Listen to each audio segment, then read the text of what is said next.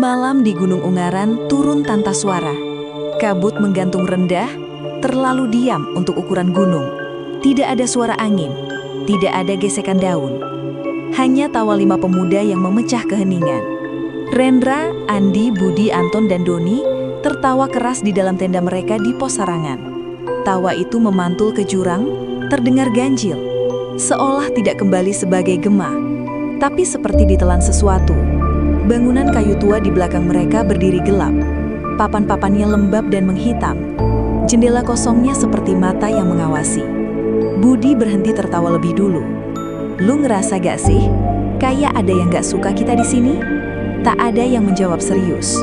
Untuk mengusir rasa tidak nyaman, Rendra mulai bercerita tentang kuntilanak merah pos sarangan, tentang sosok penjaga yang tidak suka suara keras, tentang pendaki yang hilang setelah bercanda berlebihan.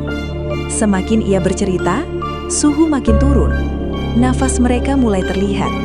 Kabut perlahan bergerak mendekat ke arah tenda. Budi menyadari sesuatu. Suara hutan hilang. Tidak ada jangkrik. Tidak ada burung malam. Gunung seperti menahan napas. Brak. Satu pukulan keras menghantam belakang tenda. Semua terdiam. Brak. Brak. Brak. Sekarang dari kiri, lalu kanan, lalu atas.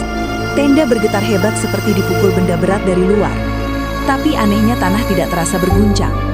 Seolah yang memukul bukan berdiri di tanah. Lalu suara itu berubah. Bruk, bruk, bruk. Langkah kaki berat, diseret, mengitari tenda. Pelan, sengaja, berhenti tepat di depan pintu. Napas panjang terdengar, basah, dekat sekali. Doni mulai menangis pelan. Dan seketika, bisikan muncul. Bukan satu suara, puluhan, berbicara bersamaan dalam nada rendah. Seperti doa yang dibaca terbalik. Seperti orang mengaji dengan lidah patah. Bisikan itu mengelilingi tenda, merayap di permukaan kain, seolah mencari celah untuk masuk. Budi membaca doa. Rendra kehilangan kesabaran. Siapa di luar? Semua bisikan berhenti. Sunyi total. Lalu terdengar tawa kecil, tepat di belakang Rendra.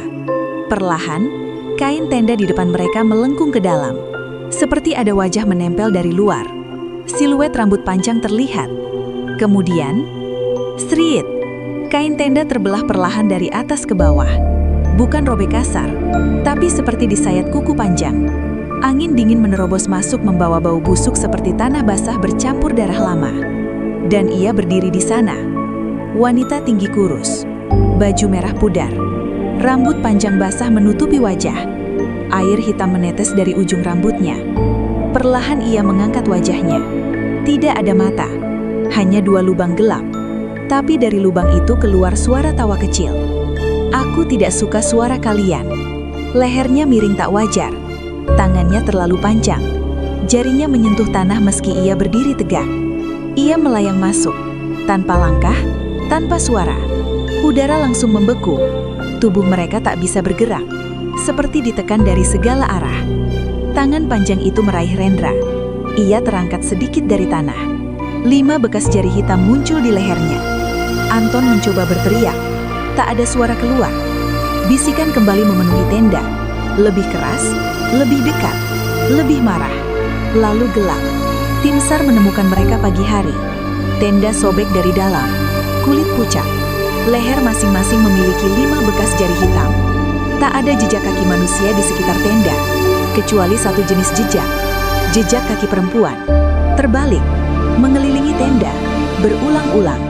Seolah semalaman sesuatu itu berjalan memutar menjaga wilayahnya. Relawan tua yang ikut pencarian hanya bergumam pelan. Pos sarangan bukan tempat istirahat. Kabut pagi menebal sesaat. Itu tempat peringatan. Dan dari balik bangunan kayu tua itu, terdengar tawa kecil. Masih ada, belum selesai.